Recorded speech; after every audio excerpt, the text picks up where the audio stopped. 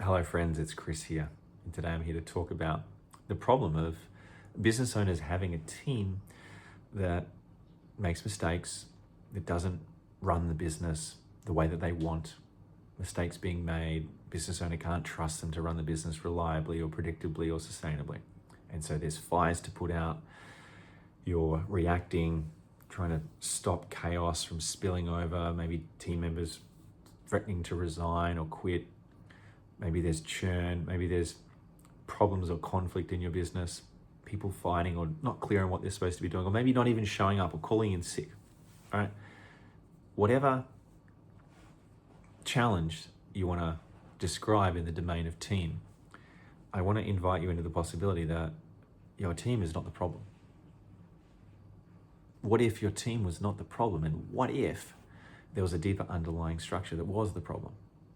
Let me invite in some possibilities here. What if there was insufficient or inadequate leadership? What if there wasn't the adequate training, oversight, mentoring, processes, accountability, protocol? What if there wasn't adequate trust, safety in the team being able to come to you and express themselves to let you know when there was dysfunction or when there was breakdowns?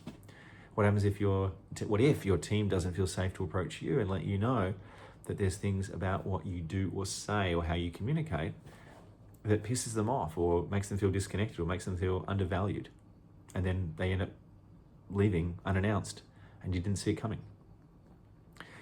What if there was a whole deeper, more powerful, potent way that you could be running your business that encompasses all these dimensions, that has the people in your business show up the way that you want them to? I want to invite you into that possibility, that you don't have a people problem. You have a you problem. It's something closer to home. It's something that is within you or within your business that is either lacking or hasn't been designed in or hasn't been installed right, that causes the problem of people to look like it's something out there. And so that you now become a victim to this problem of people. My people just can't do this. They don't do it. Like kind of putting the problem out there, saying it's them, it's all them. And I get it. There are times where you've done everything you possibly could and you've been let down by someone else, right?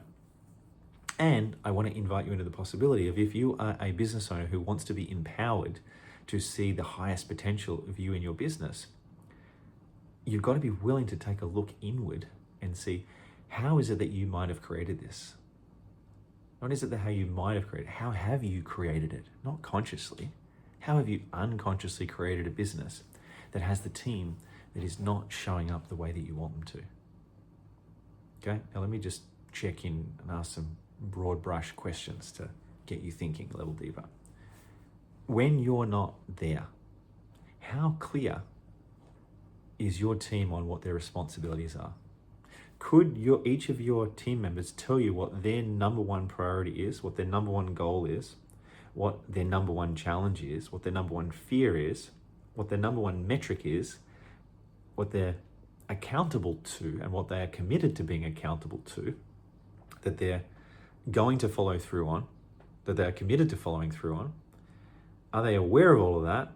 And are they able to have conversations around all of that?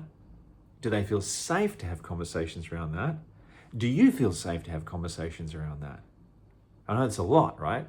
But what we're doing here is we're bringing up all the dysfunction on every level, on the level of leadership, systems, structure, strategy, protocol, accountability, trust, interpersonal relationships. And we're wanting to look at how is it on my watch that I have allowed the manifestation of this in my business? And the question to ask is, how have I created it? What is missing in either my leadership, my systems, my people, in terms of their skill, their knowledge, their experience, the training, the mentoring, the accountability, all those things, the cadence of accountability, the way that we meet, the way that we lead, the way that we have follow-up conversations, the way that we talk about breakdowns, the way that we deal with conflict when it arises. All of these things have got to be acknowledged and they've got to be acknowledged by the business owner first. And it's the capacity of the business owner to acknowledge this within themselves and to feel safe to be able to acknowledge this within others and to be able to lean in and have productive conversations that determines a business's success. Because everything's got to flow.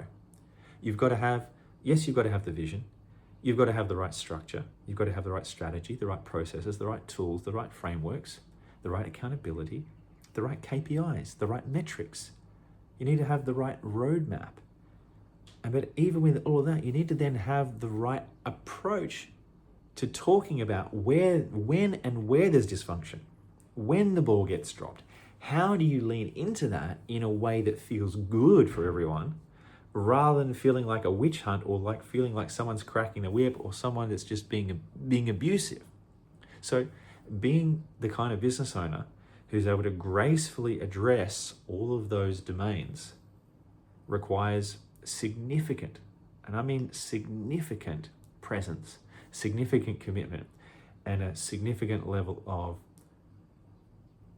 clarity and capability in order to navigate their way through those conversations. So if you're missing any of these elements, and I want you to trace that back into whereabouts in you might be the source of that dysfunction, either in what you are saying or what you're not saying, the structure that's there or not there, right?